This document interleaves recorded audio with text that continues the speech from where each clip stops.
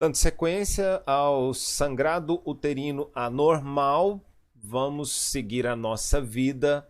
Agora, passando o slide, refere, né, esse sangramento uterino, refere um sangrado menstrual de uma quantidade, de uma duração ou horários anormais e é uma queixa ginecológica comum, responsável aí por 1/3 das consultas externas dentro da ginecologia. Aqui é uma classificação. A gente apresentou um algoritmo para vocês dentro dos sangramentos que não tem beta-HCG elevado. E dentro dessa classificação a gente classificou por idade. Aqui existe a classificação segundo se é um dano estrutural ou se é uma disfunção. A parte hormonal dessa mulher pode estar comprometida. Então, quando eu falo em deficiência estrutural, tem os pólipos, adenomiose, leiomioma, que são os miomas uterinos, e algumas situações de malignidade e hiperplasia. Desses aqui, o mais comum é o leiomioma, a gente vai falar dele no final dessa aula. Pode ser pólipos, pode ser adenomiose. E dentro das causas disfuncionais, você tem as coagulopatias, você tem uma disfunção ovulatória, que no caso é uma grande parte do tema que a gente vai falar. Síndrome do ovário policístico é uma, o uso de anticoncepcional é outra, beleza. Alterações no eixo hormonal, nas extremidades da idade de vida. Tem a parte endometrial, iatrogenia e aqueles que não são classificados. Isso aqui está em português porque eu achei muito interessante quando você vai fazer uma abordagem aí buscando o diagnóstico. A origem do sangramento, está vindo útero, então vamos buscar as causas de sangramento uterino anormal. A idade do paciente, grávida ou não, que é o nosso primeiro ponto dentro do nosso algoritmo que a gente fez aí. A natureza, a frequência, a duração, o volume, né? Se é uma perda durante a menstruação. Isso aqui é porque a dose desse anticoncepcional precisa ser ajustada. O padrão desse ciclo, se são assintomáticos, se existe alguma doença associada aí, uso de medicações, ok. Aqui vem aquela classificação que, meu Deus, você passa por ela 1000 vezes e 1000 vezes você tem dificuldade em diferenciar menorragia, metrorragia. Então, o ciclo normal de 21 a 35 dias, uma duração normal de 4, 5 a 8 dias e um fluxo normal de 5 a 8 ml. Isso é difícil de mensurar. Quando vai fazer um acompanhamento, interessante é perguntar quantos absorventes era antes e quantos absorventes se utiliza naquele momento que está sangrando a mais. A menorragia é a menstruação duradeira ou profusa. São menstruações que duram mais de 7 dias ou sangra mais de 80 ml. Essa menorragia, ela está presente, por exemplo, naquela criança que está começando o seu eixo, fica um tempão sem menstruar, menstruou uma vez, de repente vem aí uma quantidade enorme de sangue. Então ela está tendo uma menorragia. Porém, essa mesma criança, em outro momento, lógico que esse momento não vai procurar você, porque não está sangrando, ela pode apresentar uma oligomenorreia, que são intervalos longos sem ter menstruação.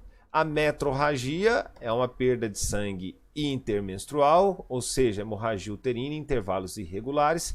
Dentro dessas metrorragias, que é a perda de sangue entre a menstruação, tem o uso, que é o spotting, né? Tem o uso de doses baixas, e a gente vai falar disso mais para frente. A hipomenorreia, que é uma situação em que é pouca menstruação, acredito que seja o sonho de toda mulher, porém isso aqui às vezes é por reajuste também do anticoncepcional. A oligomenorreia é aquele que persiste mais de 35 dias. São menstruações infrequentes. Então,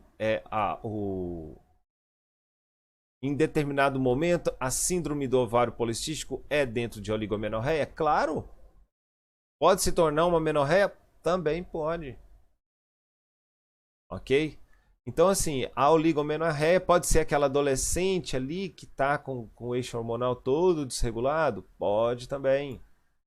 A oligomenorreia persiste por mais de 30 dias. A poli são ciclos frequentes, né, menor de 24 dias, que aí também entra as mesmas causas disfuncionais.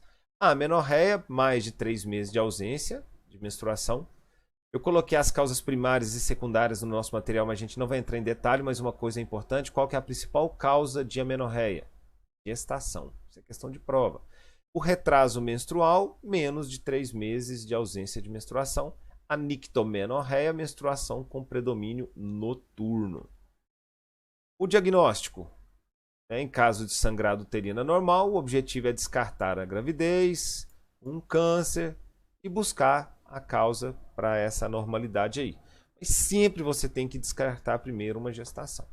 Então, uma menorragia, o aumento de duração ou fluxo, pode ser, por exemplo, por uma anatomia, um mioma uterino.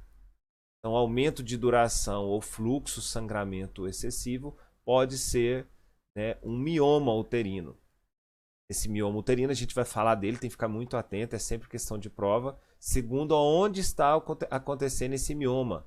É um mioma subseroso, submucoso, intramural? Então, isso é importante saber. Os pólipos, as adenomiose, que é a infiltração de células endometriais no miométrio. O DIU de cobre, as anovulações, que podem ser o eixo hormonal que a gente já falou, algumas das coagulopatias, a enfermidade de von Willebrand, e neoplasias, como miomas e, de fato, neoplasias malignas. O sangrado pós-menopausa, a principal causa é uma atrofia. Já não tem mais o alimento hormonal para manter esse endométrio sempre né, oferecendo aumento glandular, uma vascularização, uma boa hidratação, ele vai atrofiar ali e aumenta as chances de sangramento. Porém, toda mulher com sangramento pós-menopausa tem que descartar um câncer, no caso um ultrassom transvaginal, e se percebe que tem um endométrio maior a 5 milímetros, esteroscopia diagnóstica, sem dúvida.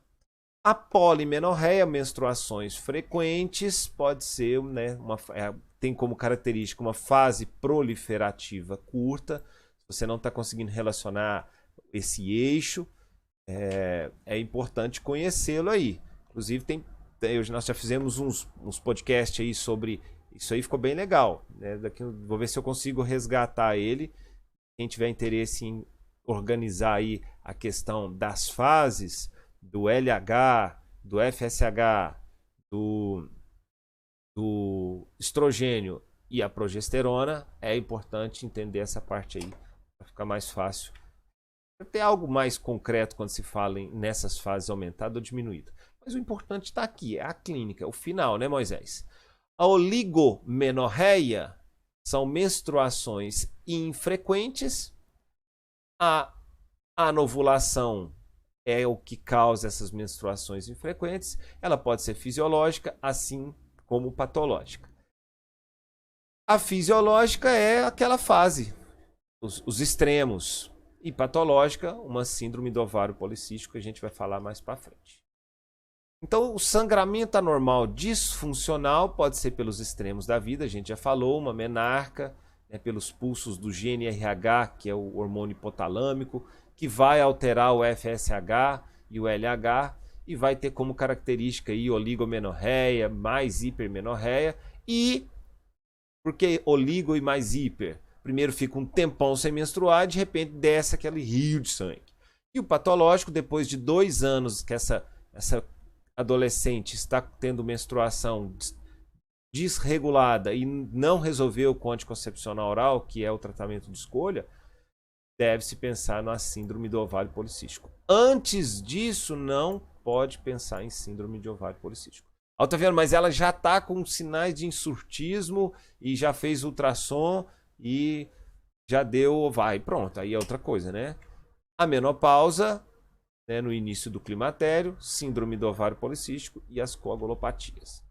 O tratamento do sangramento disfuncional, isso aqui é de uma forma generalizada, você tem os anticoncepcionais orais, você tem o acetato de medroxiprogesterona, tem a progesterona de segunda fase, que é mais chatinho de tomar, os análogos do GnRH e o DIU com levonorgestrel, porque é um DIU rico só em progesterona.